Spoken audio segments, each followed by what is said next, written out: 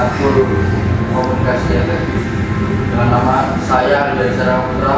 Saya Gita Dwi Syarani. Saya Latifah Tukulisa. Saya Anissa Triartati.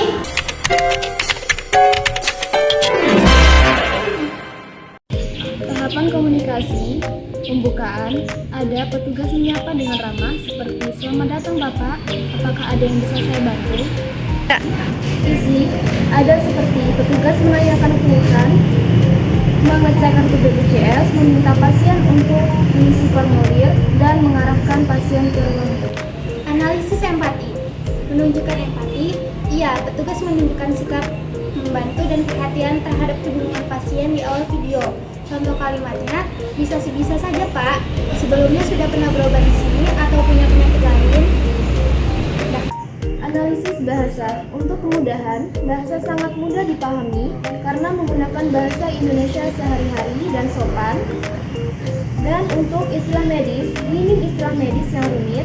Istilah yang digunakan adalah bersifat umum seperti BPJS, pusing, dan penyakit tertentu. Analisis nonverbal. Kontak mata. Petugas menjaga kontak mata saat berbicara dengan pasien di meja pendaftaran. Ekspresi wajah. Petugas tampak tersenyum dan menunjukkan wajah yang siap membantu. Service excellent. Sikap tubuh duduk tegas namun rileks. Tangan bergerak secara profesional saat memberikan dokumen. Kelebihan, kekurangan, dan perbaikan. Untuk kelebihan, alur pelayanan jelas dari pengambilan nomor antrian hingga ke dokter. Untuk kekurangan, pada beberapa bagian petugas terlihat sangat terpaku pada dokumen sehingga interaksi tatap muka sedikit berkurang. Untuk perbaikan, seharusnya petugas tetap menjaga komunikasi verbal, misal sambil menjelaskan apa yang sedang ditulis, agar pasien tidak merasa diabaikan saat menunggu formulir diisi.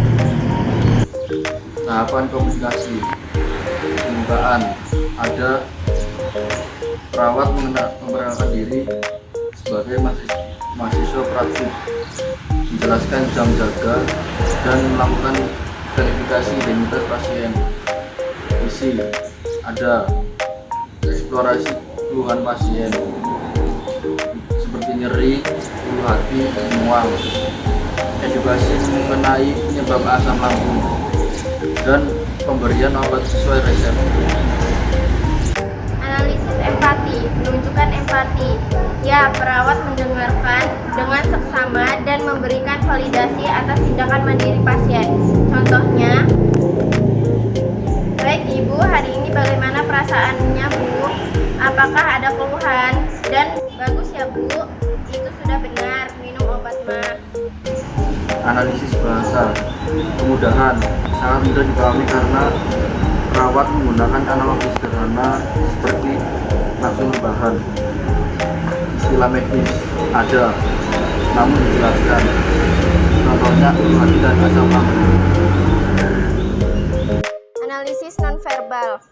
Kontak mata. Sangat baik perawat menatap pasien dengan tulus selama proses edukasi.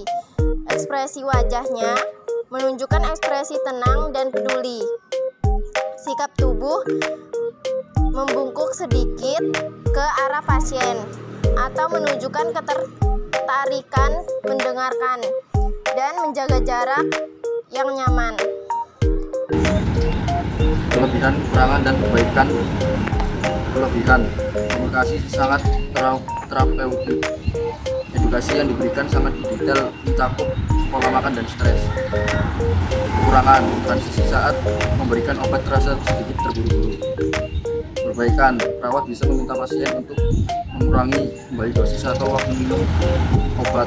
Teknik test back untuk memastikan pasien benar-benar paham. Komunikasi interprofesional. Komunikasi interprofesional secara tidak langsung. Ketika perawat menyebutkan bahwa obat yang diberikan adalah sesuai resep dokter. Ini menunjukkan adanya kolaborasi antara dokter yang mendiagnosis dan memberi resep dengan perawat yang melakukan asuhan keperawatan